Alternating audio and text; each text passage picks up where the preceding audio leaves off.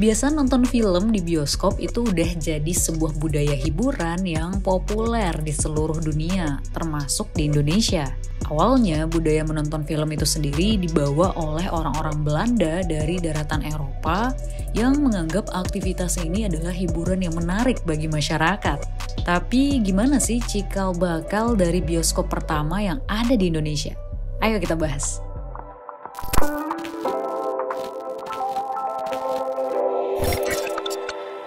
Dilansir dari berbagai sumber, bioskop di Indonesia pertama kali itu didirikan pada tahun 1900 dan dinamakan Talbot, yang diambil dari nama pemiliknya yang terletak di Jalan Tanah Abang 1, Jakarta Pusat. Talbot ini cukup unik karena dibangun di sebuah rumah berkonsep bedeng dengan dinding anyaman bambu dan atap seng.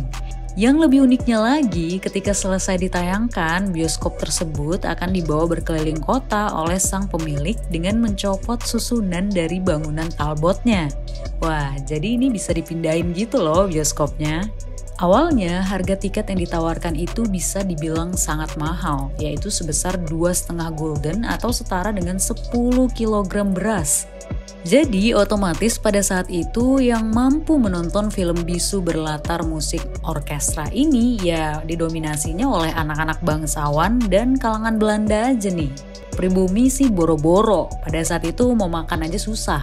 Ada salah satu film bisu paling top yang selalu dipertontonkan kepada warga Belanda maupun warga Jakarta, yaitu film hitam putih berjudul Sri Baginda Maharatu Belanda bersama Pangeran Hertog Hendrik memasuki ibu kota Belanda, Den Haag. Wah, jadi kepo nggak sih pengen nonton? Nah, kemudian di tahun 1903, seorang pengusaha bernama Schwartz yang melihat peluang terhadap bisnis ini akhirnya juga ikut mendirikan sebuah Talbot baru semi permanen di Jalan Kebon Jahe, Tanah Abang, Jakarta. Tapi sayangnya belum lama itu malah terjadi kesalahan operasional yang bikin bioskop itu dilahap si jago merah. Jadinya habis dan ya nggak bisa diselamatkan. Setelah kejadian itu, Schwartz itu nggak pantang menyerah nih. Ia lalu mendirikan Talbot lagi secara permanen di sebuah bangunan di daerah Pasar Baru. Jadi nggak pindah-pindah nih kayak Talbot yang pertama kali itu.